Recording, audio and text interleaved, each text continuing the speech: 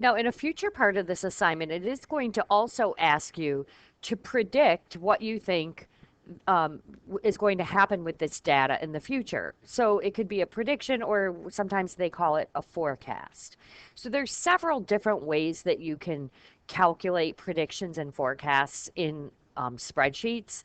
The easiest is to just highlight your data. So I'm going to highlight my time and then my number of cases.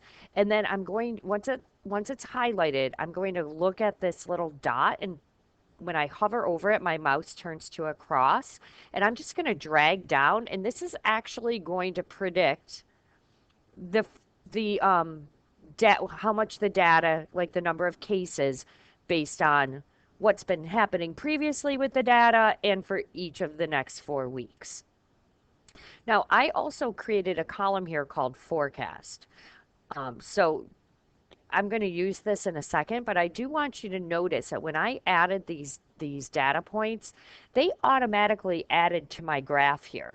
So it looks like these are actual case numbers. The graph isn't showing it separately as a prediction or a forecast. It's showing it as real numbers. So I want to change that. First of all, I'm going to highlight this information, and I don't really like all the decimals in here, so I'm going to get rid of those by clicking up here on the timeline, and I'm just going to move my decimal places back so it matches the rest of my data.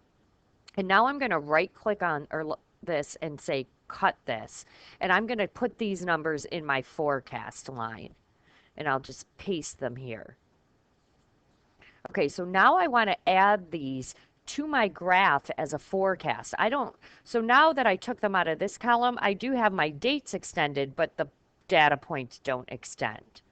So now I want to add those as a forecast. So what I'm going to do is I'm going to double click on my chart, and it's going to be under setup. So I want to be under setup, and I'm going to add a new series so that instead of just showing cases, I'm also going to show my forecast. So I'm going to say add a series, and I'm going to choose my series from the spreadsheet. So I'm going to click on this little icon, and now I'm going to select this entire row and click OK. And now it added a forecast to my graph, and it's right here. Let me go back to, if I go to customize and I go to series now, I'm just going to change my trend line to, instead of it being red, I'm going to make it yellow. So now you can see that my trend line's yellow. These are my actual data points, and then the red line is my forecast for the future prediction points. And if I want to, I can, it actually,